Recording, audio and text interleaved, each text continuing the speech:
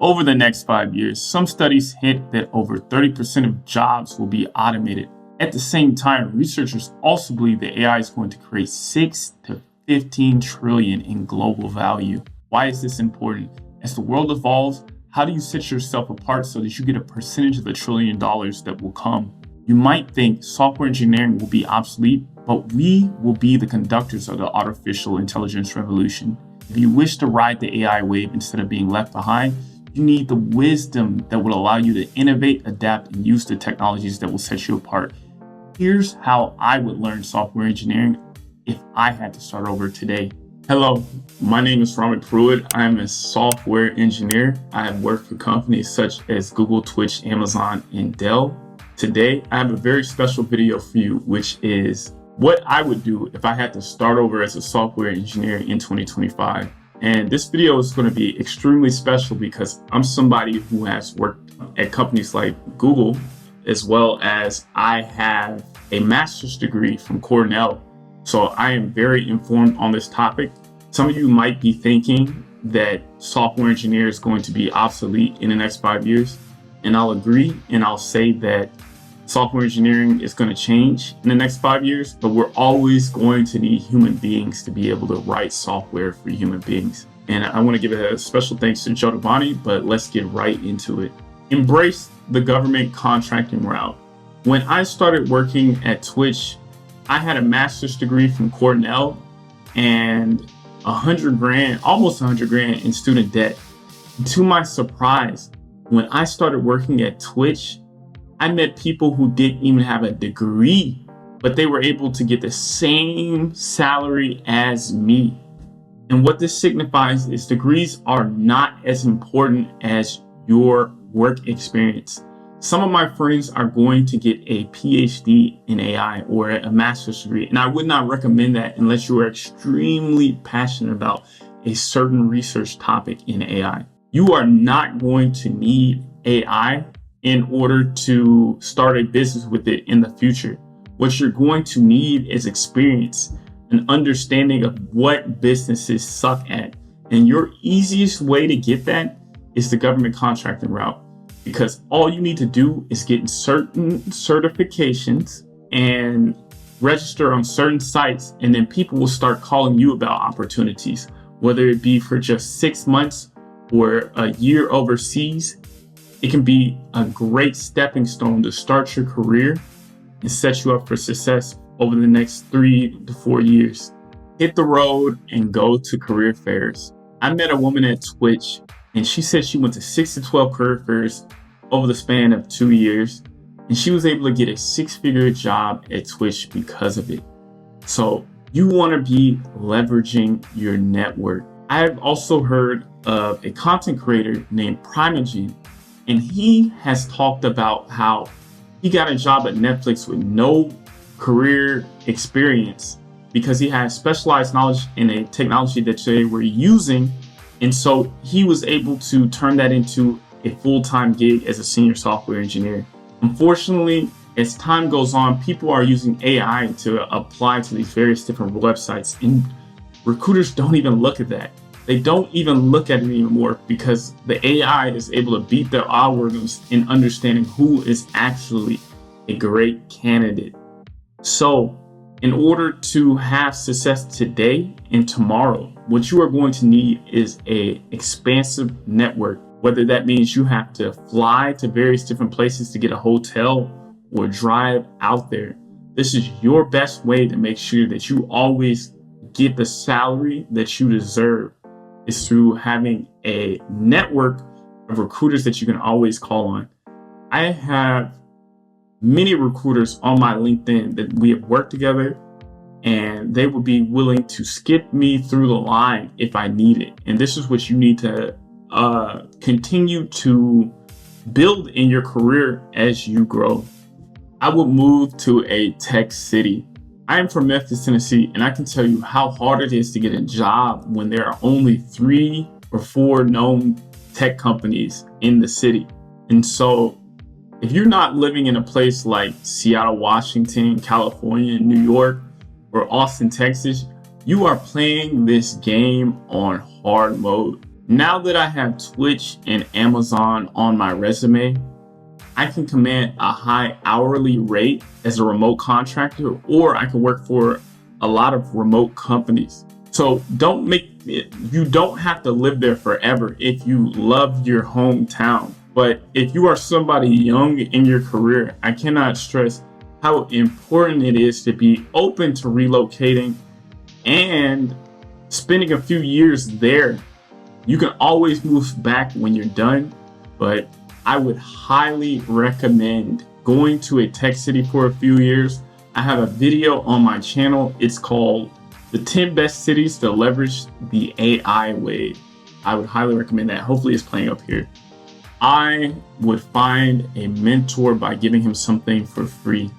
Many of you talk about how hard it is to find a mentor, but that's because you want someone to give you their time and their resources for free, and it's just not a balanced relationship for that mentor. I have found mentors by helping them, giving my time for free. And I'll give you an example. When I was in school, there was this professor, he worked at Google, and I helped out in his class by being his TA, which gave him a lot of pressure off because he didn't have to do everything with the students. I could be a tutor, I could grade, and it gave him an opportunity to work on the things that he was more passionate about.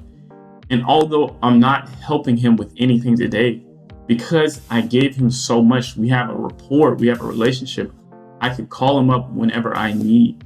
And so that's what you should be looking for when you ask somebody to be your mentor, is that you are giving first, and then you may take. And so if you want to be mentored by me, you can go to my Patreon. I am very open to helping you in whatever avenue that you would like, but that's an excellent way how it's a balanced relationship. You win and I win. I would specialize in core technologies.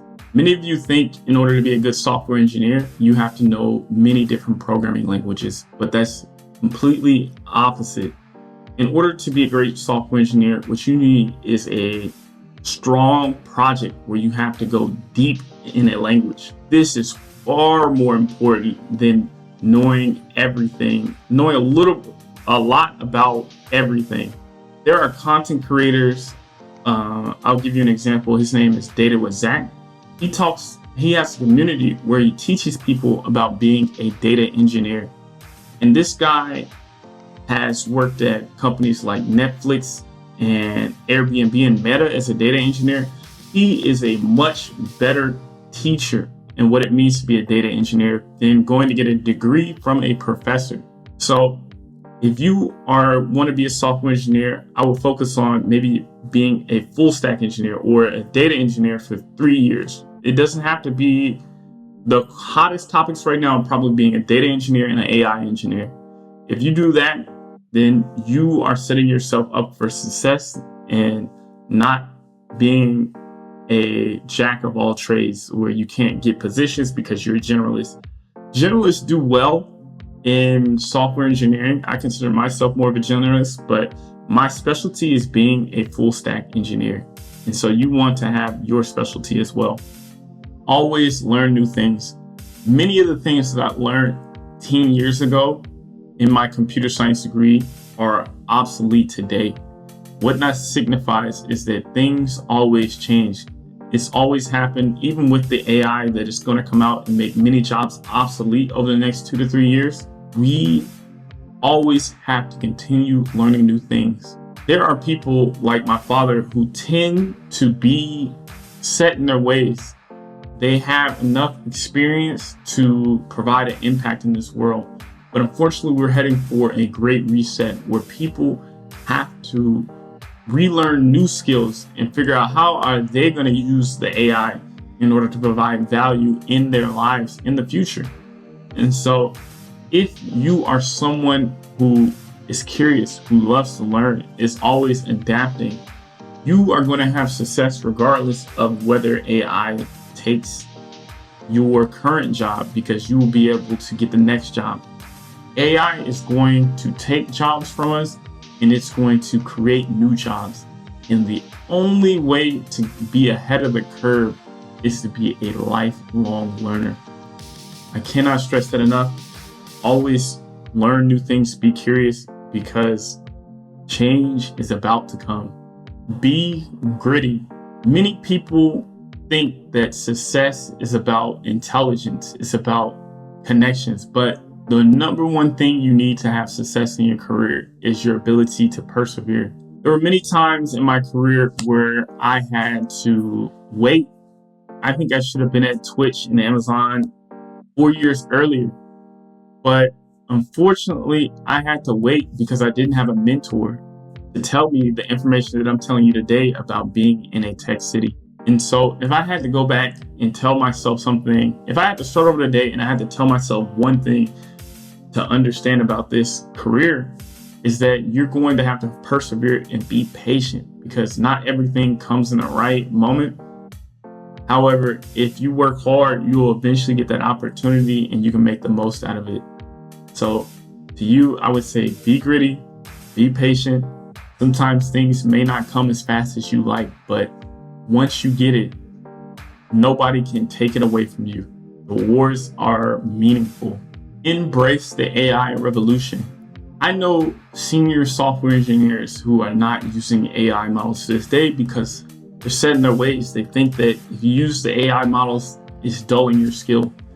And to them, I would say they're about to be blown out of the water by people who are using these AI models. Anybody who's using AI is working at a level beyond people in the past. Obviously, AI cannot do everything for you. However, it's a great for giving you the data points that you need to make the best decisions on your ideas. If you're not using AI in your job right now, you are behind. Many people are about to be beaten by the competitors that are using AI because they are not using AI. You want to be an early adopter. You want to use these AI models as much as possible, and you want to be asking them questions that you think that they're not capable of answering correctly, because you will be quite surprised by how intelligent they are and how intelligent they are becoming. And so embrace the AI revolution. I know sometimes it's scary to see these AI models do things that are beyond what we humans are capable of, but that's all the more reason why we need to use these tools in order to reach the outcomes that we want to reach in life. Obviously, I'm somebody who enjoys coding to a certain degree, but there's some things that I dislike, and for that, I would use AI to make those repetitive tasks a lot easier. But I cannot stress enough how much you need to use AI in your job, in your side projects. Use it for cooking. I don't know, but my point is embrace the AI revolution. Don't be somebody who is defeated by the AI wave. Be somebody who's riding the AI wave. There you go. That's 10 years of experience given to you in less than 10 minutes. And if there's 3 things I would have to say to take away, is that so much of your success depends on the people that you know, your ability to break down projects into 3-year goals, as well as your ability to embrace the AI revolution by being curious and a lifelong learner. If you want to see more of me, hopefully my tags are on the screen right now, but you can find me at the Black Tech Experience, and I'll hand it back over to Joe Dabani to finish the video.